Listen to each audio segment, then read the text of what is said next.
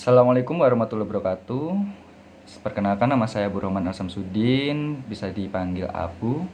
Saya mahasiswa dari Universitas Airlangga, akan menjelaskan sedikit tentang shock culture.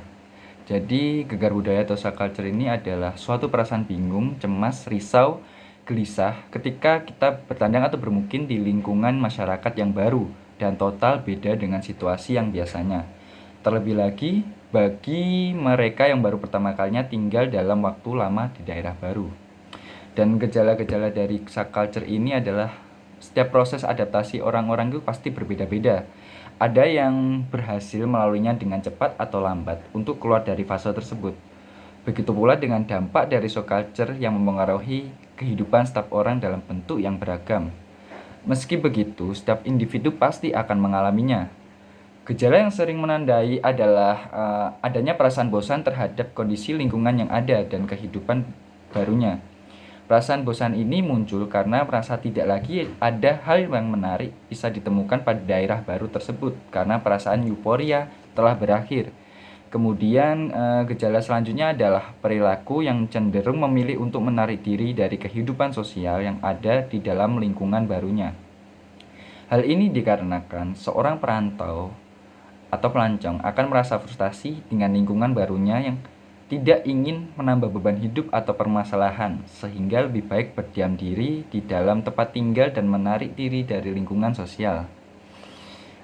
Selanjutnya, ciri fisik lainnya adalah gangguan tidur, di mana seseorang akan mengalami kesulitan tidur. Ketika waktu tidur tiba, seseorang yang mengalami shock culture biasanya akan dipenuhi dengan berbagai pikiran atau biasa dikenal dengan overthinking, sehingga sulit untuk terlelap tidur.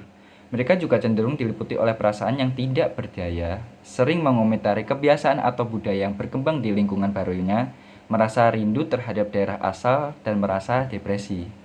Nah, cara mengatasi shock culture tersebut adalah sebenarnya shock culture tersebut adalah hal yang wajar dan tidak sebaiknya membebani pikiran kita sendiri.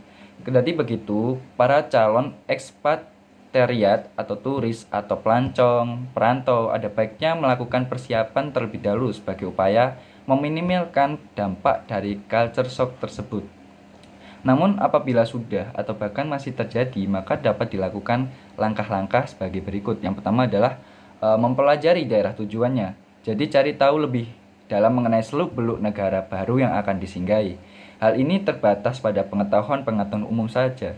Coba sesekali mencari fakta unik terkait suatu tempat baru tersebut atau anjuran mengenai perilaku-perilaku yang tidak disenangi dan disukai penduduk lokal tersebut. Yang kedua adalah menghafal lokasi-lokasi penting.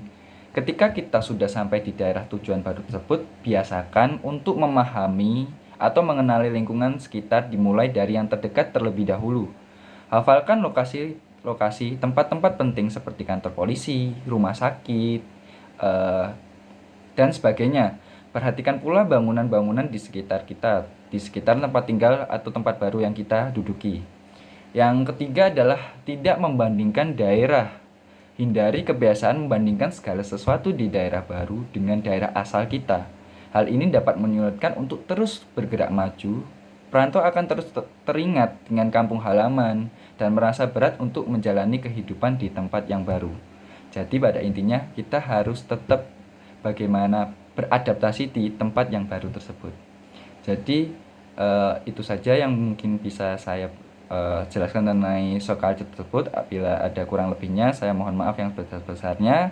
Sekian dari saya. Wassalamualaikum warahmatullahi wabarakatuh. Asik.